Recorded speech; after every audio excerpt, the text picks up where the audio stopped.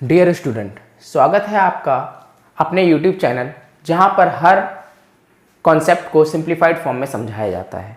तो last class में हमने ग्राफिकल मेथड पे डिस्कशन किया था और ग्राफिकल मेथड में हमने 3 केसेस पढ़े थे। तो लास्ट क्लास का मैं रिकॉल करवा देता हूं।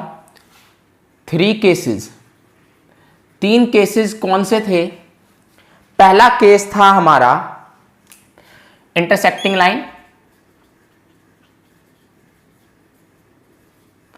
दूसरा केस था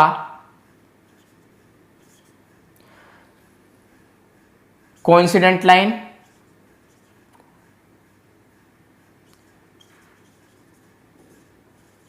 और तीसरा केस था हमारा पैरेलल लाइंस। आज इसी को फर्दर डिटेल में स्टडी करेंगे और हमने जो इक्वेशन पढ़ी थी pair of linear equation, pair of linear equation में हमने पढ़ा था general form a1x plus b1y plus c1 equal to 0। ऐसे ही a2x plus b2y plus c2 equal to 0। तो ये हमने जनरल फॉर्म पढ़ी थी, जनरल फॉर्म। इसी पे डिस्कशन करेंगे। आज हम कॉन्सेप्ट जो है ग्राफिकल मेथड का उसको और फर्दर डिटेल में स्टडी करेंगे।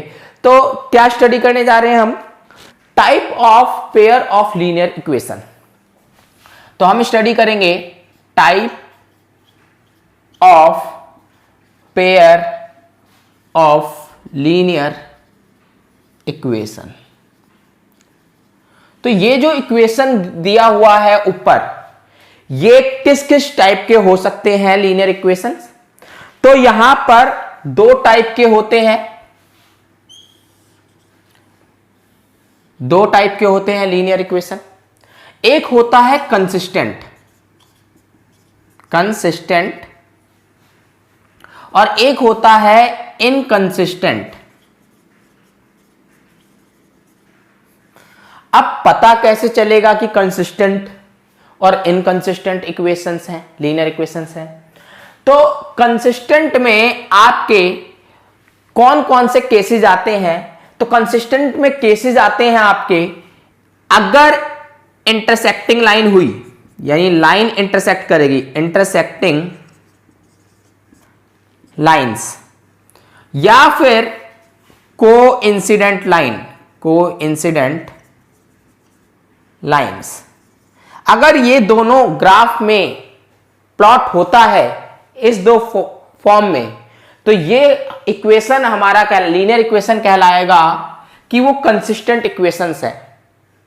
और अगर पैरेलल फॉर्म होगा, पैरेलल लाइंस फॉर्म होंगी, तो कहलाएगा कि वो इनकंसिस्टेंट लीनियर इक्वेशंस है। तो आपको पता है कि भाई इंटरसेक्टिंग लाइन में इस तरीके से अगर आपका ग्राफ है, ग्राफ मानो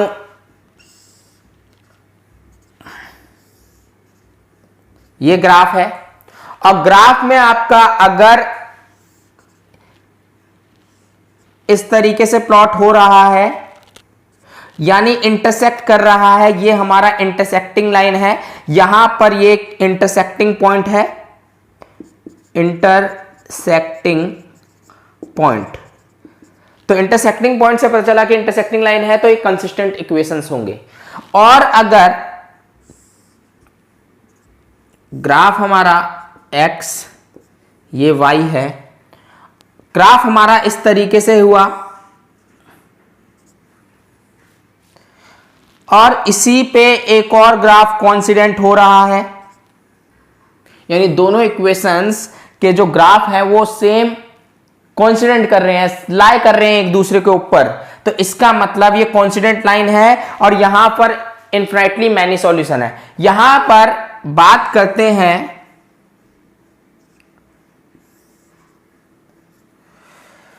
कि अगर हमारी लाइंस पैरेलल हैं, इस तरीके से हमारी लाइंस पैरेलल है, तो ये inconsistent pair of linear equation होगा।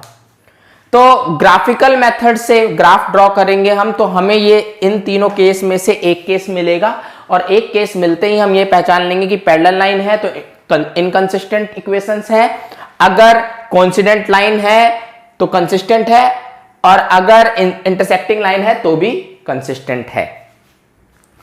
तो अब चलते हैं क्वेश्चन पे। तो क्वेश्चन में कैसे पहचाने कि ग्राफ प्लॉट करने के बाद सॉल्यूशन क्या है, अभी मैं आपको सॉल्यूशन के ऊपर बताऊंगा, तो इसको नोट डाउन कर लीजिए।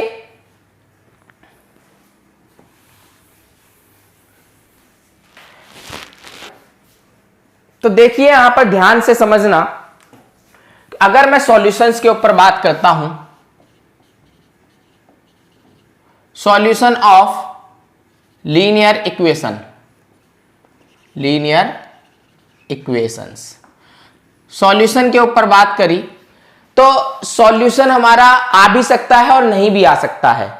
तो सॉल्यूशन हमारे अगर इंटरसेक्टिंग है तो हम इसे बोलेंगे वन सॉल्यूशन है, वन सॉल्यूशन, यानी जहां पर इंटरसेक्ट करेगा वहां पर जो x और y होगा वही हमारा सॉल्यूशन होगा, वहां उस पॉइंट का कोऑर्डिनेट हमारा सॉल्यूशन होगा। अगर ये इंटरसेक्ट कर रहा है तो हर, ये लाई कर रहा है तो हर एक पॉइंट पे, हर लाइन के ऊपर हर एक पॉइंट पे बहुत सारे सॉल्यूशन, यानी हर एक पॉइंट एक सॉल्यूशन होगा, और एक लाइन में आपके पता है इन्फिनेटली मैनी पॉइंट्स होते हैं, तो ये मिलेगा हमें इनफिनिटली मैनी सॉल्यूशन। और ये वाला है हमारा नो सॉल्यूशन, ये है हमारा नो सॉल्यूशन। ठीक है, तो तीन टाइप के solution, one solution, infinitely many solution, no solution. तो इन्फिनिटली मैनी सॉल्यूशन और वन सॉल्यूशन आपका इंटरसेक्टिंग और कोइंसिडेंट में मिलता है और वो कंसिस्टेंट होता है। ठीक है, तो अभी मैं एक क्वेश्चन करता हूं इस पे बेस्ड कि सॉल्यूशन कैसे फाइंड आउट करते हैं, how to find out solution.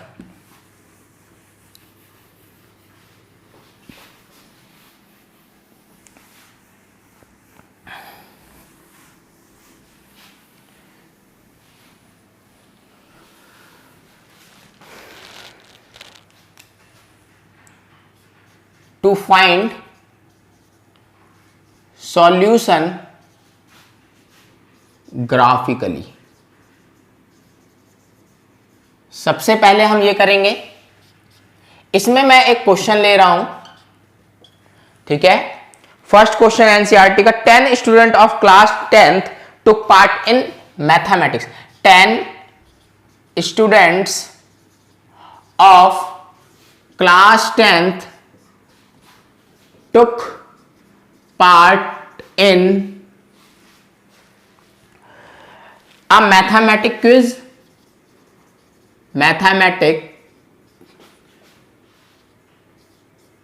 quiz, if the number of girl is 4 more than, if the number of girls is 4 more than the number of boys in the class, in that class find the number of boys and number of girls in the class। अब यहां पर देखो आप ध्यान से कि हमारा question है नंबर कितने हैं बॉयज के उस क्लास में और नंबर गर्ल्स के कितने हैं उस क्लास में, वो फाइंड आउट करने। किसी भी क्लासरूम में आपके या तो बॉयज होंगे या गर्ल्स होंगे, तो कुछ गर्ल्स होंगी तो कुछ बॉयज होंगे, तो उसी पे बेस्ड क्वेश्चन है कि टोटल मिला के 10 स्टूडेंट है, ये हमारा है टोटल।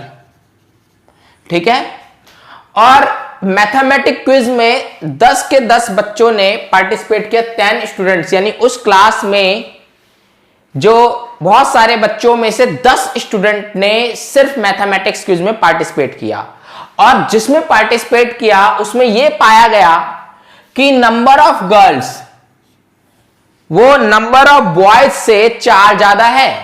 यानी गर्ल्स की जो नंबर है, गर्ल्स की जो जनसंख्या है उस क्विज में ज्यादा है 4 बॉयज से। अगर बॉयज 2 हुए तो गर्ल्स 6 हो जाएंगी, क्योंकि 2 + 4 6 हो जाएगा।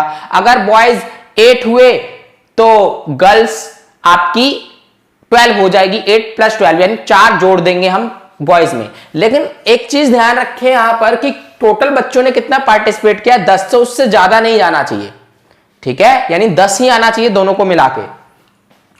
तो जो हम ये फाइंड आउट करें नंबर ऑफ बॉयज और नंबर ऑफ गर्ल्स, ये फाइंड आउट करेंगे हम ग्राफिकली। कैसे करेंगे? ग्राफिकली, यानी पहले हम ग्राफ प्लॉट करेंगे, तब हम पता लगाएंगे उस ग्राफ से कि नंबर ऑफ बॉयज कितने हैं और नंबर ऑफ गर्ल्स कितने हैं। तो आप करते हैं सॉल्यूशन।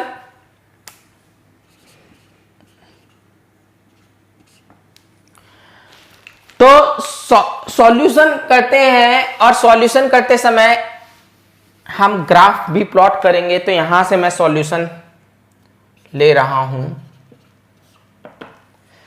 तो देखिए यहां पर मैं लेट करूंगा कि नंबर ऑफ गर्ल्स मुझे नहीं पता कितने हैं, तो मैं लेट कर लेता हूं number of girls be x और number of boys be y।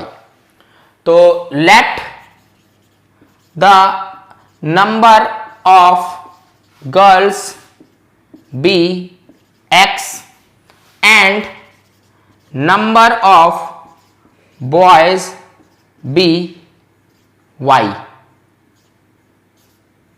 ठीक है, तो x हमारी लड़कियां हैं, बॉयज कितने हैं 4। अकॉर्डिंग टू क्वेश्चन, यहां पर ध्यान देना, पहली स्टेटमेंट हमारी इससे पता चल रहा है 10 स्टूडेंट से, अकॉर्डिंग टू स्टेटमेंट दोनों मिला के 10 है।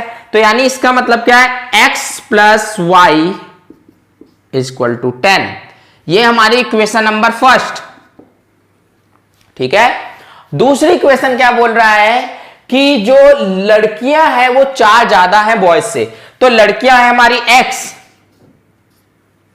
और बॉयज हमारे हैं y, लेकिन लड़कियां ज्यादा है तो बॉयज का नंबर इंक्रीज करना पड़ेगा, तभी दोनों को इक्वल टू में लिया जाएगा। तो बॉयज में 4 जोड़ने से यहां पर इक्वल टू का साइन यूज कर सकते हैं हम। अब ये हमारी इक्वेशन सेकंड हो गई, ये इक्वेशन सेकंड हो गई। ठीक है, ये ऑलरेडी, इसको बाद में भी इस फॉर्म में ले जाना है तो कोई दिक्कत वाली बात नहीं है, हमें इसी को सॉल्व कर देंगे हम। तो ये हमारी फर्स्ट इक्वेशन सेकंड इक्वेशन आ गई। अब हम ग्राफ प्लॉट करेंगे with the help of equation, इनके सॉल्यूशन निकालेंगे। पहले हम निकालते हैं solution of equation first. Equation first क्या है हमारी, x + y = 10। तो इसके सॉल्यूशन हम निकालेंगे यहां पर x + y = 10। तो इसके लिए हम मिनिमम 2 सॉल्यूशन निकालेंगे, x और y की वैल्यू 2 मिनिमम निकालेंगे। इसके साथ साथ हम इसके भी निकालेंगे, x + y + 4, x = y + 4, इसके भी हम 2 सॉल्यूशन निकालेंगे।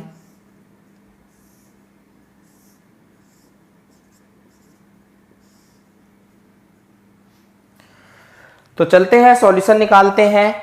तो सॉल्यूशन निकालने के लिए पुट करेंगे हम, पुट y की वैल्यू मैं ले लेता हूं यहां पर, मान लीजिए 4। अगर y की वैल्यू मैंने 4 ली तो x की वैल्यू कितनी आएगी, तो x + 4 = 10, x = 10 - 4, x की वैल्यू आई 6। तो x की वैल्यू हमारी क्या है, 6 है, जब y की वैल्यू 4 ली थी।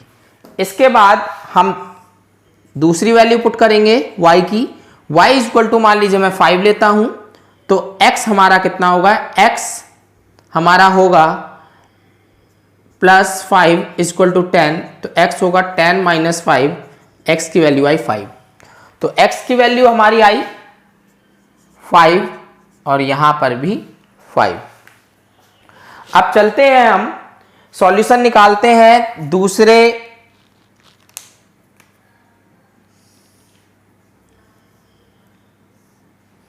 अब निकालेंगे हम सॉल्यूशन ऑफ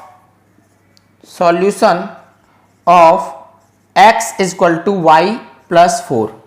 तो यहां पर देखिए, अगर मैं पुट करता हूं पुट y इक्वल टू 0, तो x आएगा हमारा 0 प्लस 4 जो कि होगा 4। तो y हमारा क्या 0 पुट किया गया, y हमारा 0 पुट किया तो x आया हमारा 4। इसके बाद दूसरा वैल्यू पुट करते हैं, पुट y इक्वल टू, मान लीजिए हम y की वैल्यू 2 ले लेते हैं, तो x की वैल्यू कितनी है, x की वैल्यू आई हमारी 2 प्लस 4, तो x की वैल्यू आई 6। तो y 2 पे x हमारा 6 है। अब ये हमारे सॉल्यूशन आ गए हैं सेपरेटली। तो 6 पर 4 है, 5 पर 5 और यहां पर 4 पे 0, ये कोऑर्डिनेट लिख रहा हूं 6 और 2। तो पहले x फिर y। अब हम यहां पर 0 0 है, ये हमारा प्लस y, ये हमारा प्लस x, इधर माइनस y, इधर माइनस x। तो देखिए वैल्यूज हमारी सारी पॉजिटिव है, तो नेगेटिव में जाने की जरूरत नहीं है। तो हम इक्वल डिस्टेंस पे 1 2 3 4 5 6 7 8 ऐसे ही इक्वल डिस्टेंस पे हम यहां पर 1 2 3 4 5 6 7, ठीक है। तो अब करते हैं हम ग्राफ प्लॉट। तो ग्राफ प्लॉट करते समय 6 और 4 कहां पर है हमारा, 6 हमारा ये है, 4 हमारा ये है। तो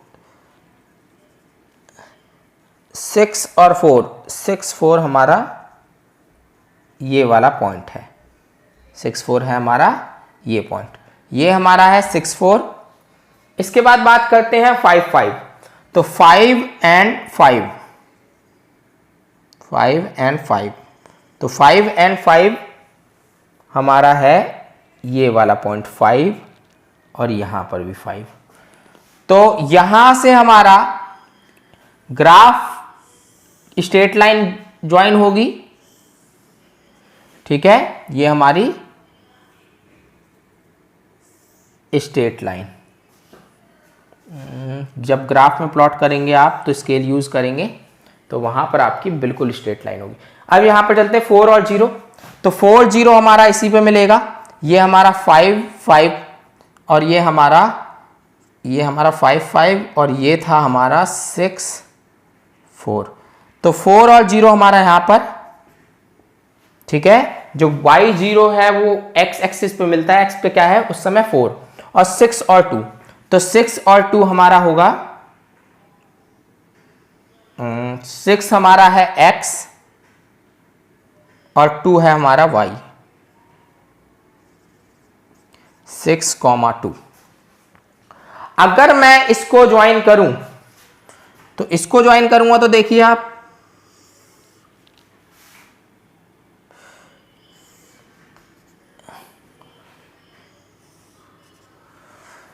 तो देखिए हमारा जो इंटरसेक्टिंग पॉइंट आया वो ये आया,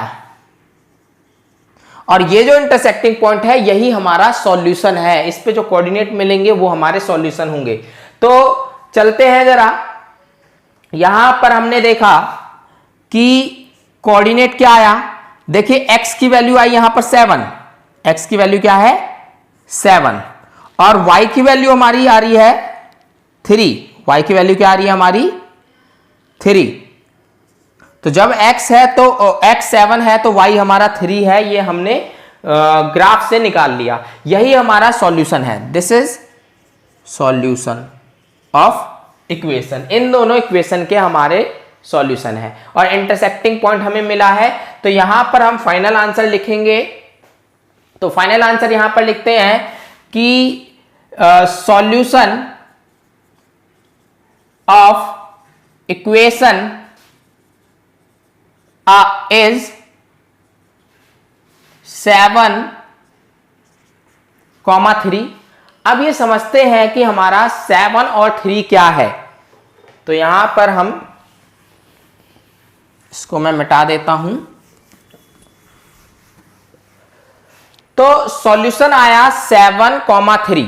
तो यहां पर हम लिखेंगे कि x, यहां पर x इक्वल टू 7 और y इक्वल टू 3। इसका मतलब क्या है, x जो हमने माना था नंबर ऑफ गर्ल्स के लिए माना था, therefore number of girls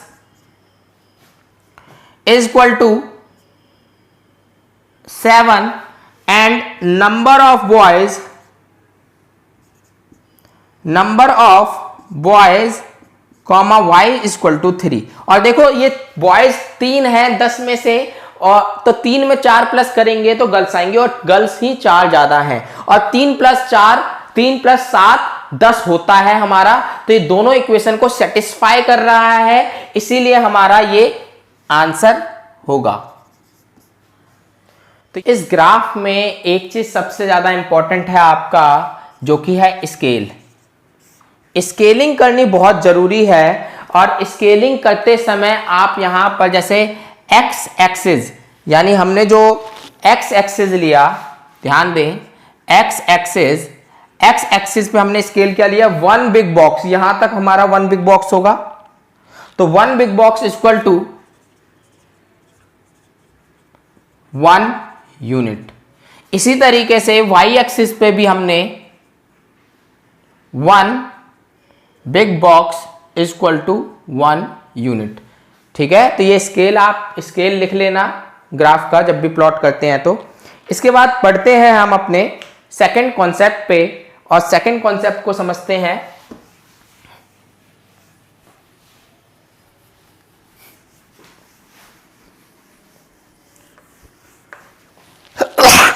sorry,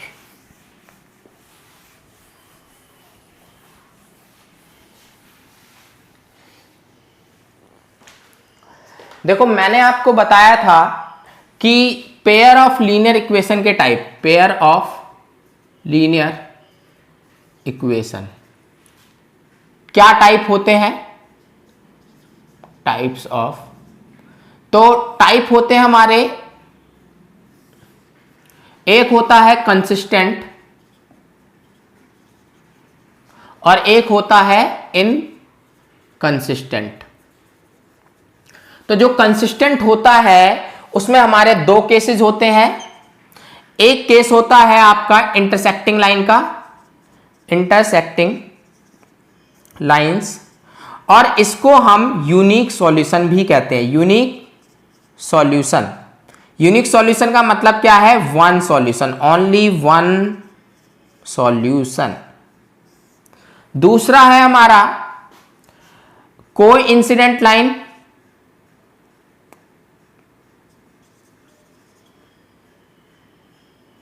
coincident line. तो कोइंसिडेंट लाइन में हमारा इन्फिनाइटली मैनी सॉल्यूशन होता है,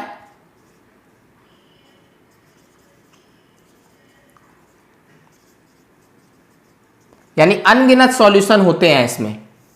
इसके बाद हमारा थर्ड होता है, जो कि इनकंसिस्टेंट में आता है, पैरेलल लाइंस।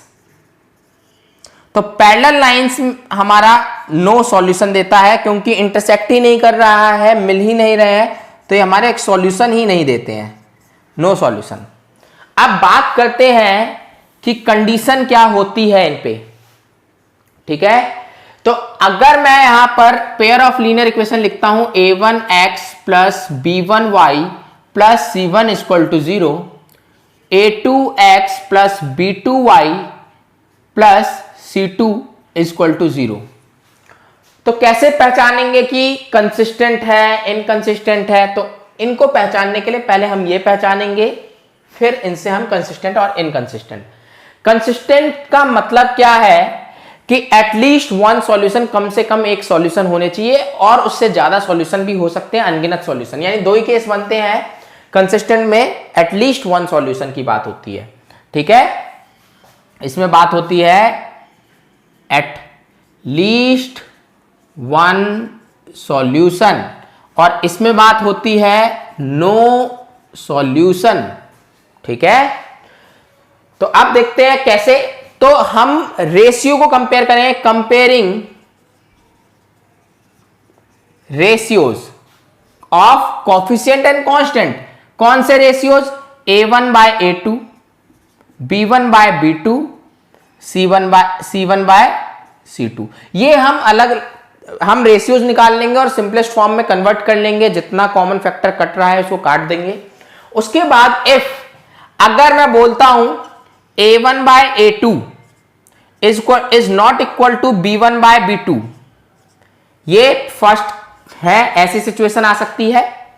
अगर ऐसी सिचुएशन आएगी तो इसका मतलब है यूनिक सॉल्यूशन, यूनिक सॉल्यूशन, और यूनिक सॉल्यूशन से हमें पता चलेगा कि कंसिस्टेंट है, consistent pair of linear equation. Linear equation क्या है? Consistent. Second case, A1 by A2 is equal to B1 by B2 is equal to C1 by C2। तो इससे हमें पता चलता है इनफिनाइटली मैनी सॉल्यूशन,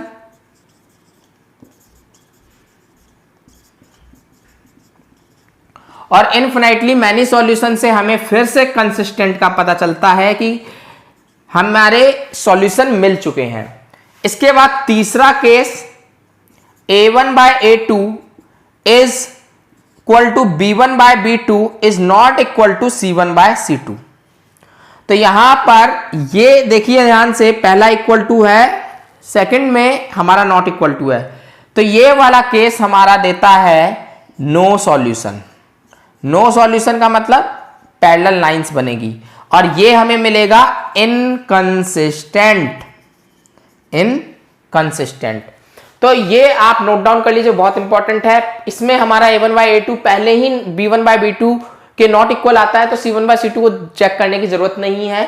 ठीक है, इसमें तीनों के तीनों इक्वल आएंगे रेशियोज, और इसमें पहले इक्वल आएंगे तो तीसरे को चेक करने की जरूरत है नहीं, तो ये भी हो सकता है या फिर ये भी हो सकता है। तो अगर नॉट इक्वल आता है तीसरे के साथ तो इसका मतलब नो सॉल्यूशन और इनकंसिस्टेंट। तो अब इन्हीं पे हम डिस्कस करेंगे कि क्या कंसिस्टेंट है, क्या इनकंसिस्टेंट है पेयर ऑफ लीनियर इक्वेशन। तो मान लीजिए एक एग्जांपल ले लेते हैं। एक एग्जांपल से मैं आपको इसको समझा देता हूं। एग्जांपल, हमें पता लगाना है कि pair of linear equation consistent है कि नहीं है। तो एग्जांपल लेते हैं, 2x minus 3y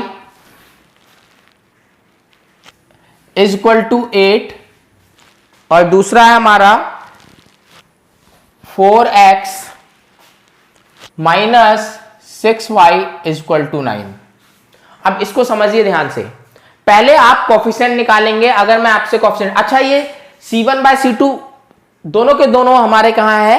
right hand side में है, तो लेफ्ट हैंड साइड में ले जाने की जरूरत नहीं है। अगर दोनों के दोनों ही राइट हैंड साइड में है, तो अगर दोनों ही लेफ्ट हैंड साइड में है तो लेफ्ट हैंड साइड में ही हम देख के उस C1 और C2 निकाल लेंगे। तो पहले हम कोफिशिएंट लिखते हैं।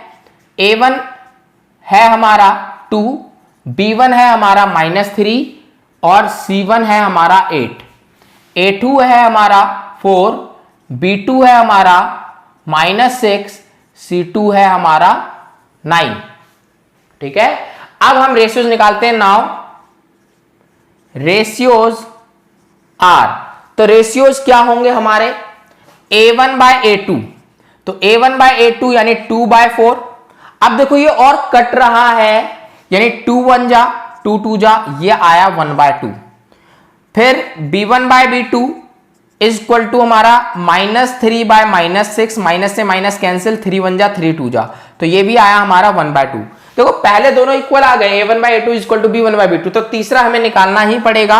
C1 by C2 is equal to क्या है? 8 बाय 9 तो इससे हमारा 8/9 कैंसिल नहीं हो रहा है, ये 8/9 ही रहेगा, इसको लिखने की भी जरूरत नहीं है।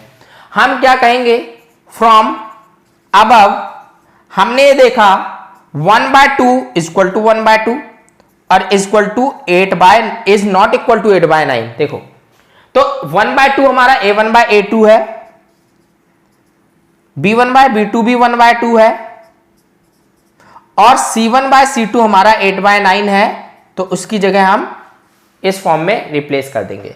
अब इसको आप देखो, ये जो कंडीशन है रेशियोज की वो किस पे अप्लाई हो रहा है, फर्स्ट पे, सेकंड पे, थर्ड पे। तो पहचान रहे आप, तो ठीक पहचाना आपने, थर्ड कंडीशन अप्लाई हो रही है। यहां पर फिर हम क्या करेंगे, यहां पर लिखेंगे therefore it has no solution, it has the pair of linear equation has no solution, pair of linear equation has no solution। और सॉल्यूशन जब नहीं मिलते हैं तो पेयर ऑफ लीनियर इक्वेशन कहलाते हैं inconsistent. Hence pair of linear equation is inconsistent. समझ में आया? तो इनकंसिस्टेंट तक हम कैसे पहुंचे, ये हमारा एक सिंपल प्रोसीजर है। तो ये हमारा इनकंसिस्टेंट आया। एक और ले लेते हैं जिसमें बच्चे फ्रैक्शंस में कई बार कंफ्यूज हो जाते हैं, तो एक लास्ट में और ले लेता हूं। देखो रेशियोज तो हमें यहां पर मैं सिर्फ ये मिटा रहा हूं, समझ लीजिए, फिल इन द ब्लैंक्स समझ लीजिए, और यहां पर C1/C2। ठीक है, मुझे अब यहां पर समझिए, देखो एक क्वेश्चन और लेता हूं मैं, फ्रैक्शन वाला क्वेश्चन लेता हूं। तो फ्रैक्शन वाला क्वेश्चन है जैसे 4/3x + 2y = 8, फिर इसके बाद है हमारा 2x + 3y = 12। तो ये क्वेश्चन है। तो यहां पर A1 क्या है, A1 है 4/3, B1 क्या है 2, C1 क्या है हमारा 8। ठीक है, A2 क्या है हमारा 2, B2 है हमारा 3, C2 क्या है हमारा 12। तो देखो यहां पर 4/3 अपॉन में 2, तो आपको ये पता है कि ऊपर वाले का डिनोमिनेटर फ्रैक्शन का नीचे आके मल्टीप्लाई हो जाएगा। तो 4/2 × 3, ये इसको काट रहा है, 2 1 जा 2 2 जा, तो ये आया 2/3। यहां पर चलते हैं नेक्स्ट पे, तो नेक्स्ट हमारा 2/3 है, ये और कट नहीं सकता, इसमें कॉमन फैक्टर नहीं है 1 के अलावा। ये है हमारा 8/12, इसको काटेंगे तो 4 2 जा 4 3 जा, तो ये आ गया 2/3। 2/3 2/3 2/3। तो फ्रॉम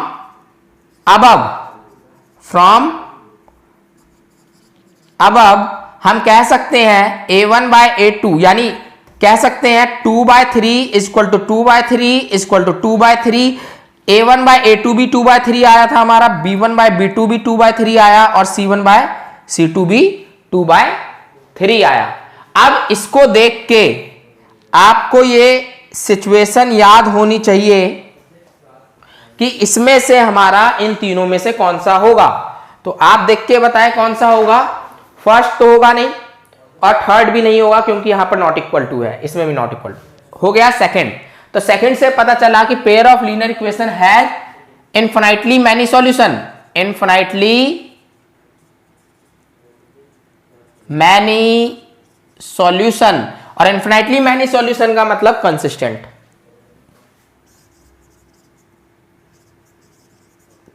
ठीक है, तो ये हो गया हमारा। एक और क्वेश्चन अगर आपको लेना है तो मैं वो भी डिस्कस कर देता हूं, लास्ट क्वेश्चन। ठीक है, लास्ट क्वेश्चन एक डिस्कस कर देता हूं, जो कि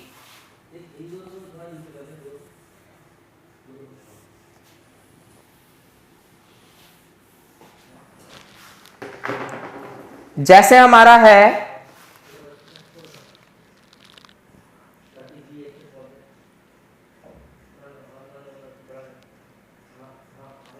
जैसे हमारा 3/2x plus 5/3y equal to 7 और दूसरी इक्वेशन है 9x minus 10y equal to 14। तो यहां पर देखो a1 है हमारा 3/2, b1 है हमारा 5/3, c1 है हमारा 7, a2 है हमारा 9, b2 है हमारा -10, c2 है हमारा 14। तो यहां पर समझते हैं 3/2/9, तो आपको पता है 2 फिर से नीचे आएगा, 2 इंटू 9 3 इसको काटेगा, 3 1 जा 3 3 जा, तो यहां पर 1/6, 2 3 जा 6। तो यहां पर फिर हम दूसरा लेंगे 5/3 माइनस 10, तो यहां पर आप देखिए 5 3 नीचे आएगा, मल्टीप्लाई -10, 5 इसको काटेगा -2, तो ये हो गया 1/-6, ये हो गया 1/-6। अब यहां पर 7/14, तो यहां पर 7/14 काटेगा 1/2। अच्छा आप यहां पर देखिए ये है 1/6 और ये है 1/-6, तो इसका मतलब क्या है 1/6 इज नॉट इक्वल टू 1/-6, तो हमें C1/C2 का पेयर लिखने की जरूरत ही नहीं है। तो यहां पर हो गया A1/A2 is not equal to B1/B2, is not equal to B1/B2। तो इससे हमारा है पेयर ऑफ लीनियर इक्वेशन हमारा क्या है, नॉट इक्वल का केस है यूनिक सॉल्यूशन। यूनिक मतलब वन सॉल्यूशन, और कंसिस्टेंट है हमारा pair of linear equation is consistent. तो मैंने आपको तीनों केस करवा दिए कि कब ये और कब ये। तो आप कोफिशिएंट्स निकाल के, रेशियोज निकाल के उनको चेक करिए, उनके रेशियोज क्या आते हैं आपको पता चले। आई होप कि आपको आज की क्लास बहुत इंटरेस्टिंग और अच्छी लगी होगी और सारे कॉन्सेप्ट अच्छे से समझ आए होंगे। ठीक है, बहुत इंपॉर्टेंट क्लास थी आज की। तो नेक्स्ट क्लास में बात करेंगे डिफरेंट टाइप के कॉन्सेप्ट पे, डिफरेंट टाइप के क्वेश्चंस पे। तो आज के लिए इतना ही, और एनसीईआरटी से आप प्रैक्टिस कीजिए क्वेश्चंस। 3.2 आप एनसीईआरटी से क्वेश्चंस लगाइए, और अगर उसमें कोई डाउट आता है आपको तो मैं डिस्क्रिप्शन बॉक्स में शेयर कर रहा हूं लिंक एक वीडियो का, जिसमें 3.2 के हर एक क्वेश्चन का अच्छे से सॉल्यूशन दिया हुआ है, डिटेल वे में, इजी वे में दिया हुआ है। आप उसको विजिट कीजिए और अपने डाउट क्लियर कीजिए। तो आज के लिए इतना ही, मिलते हैं नेक्स्ट क्लास में।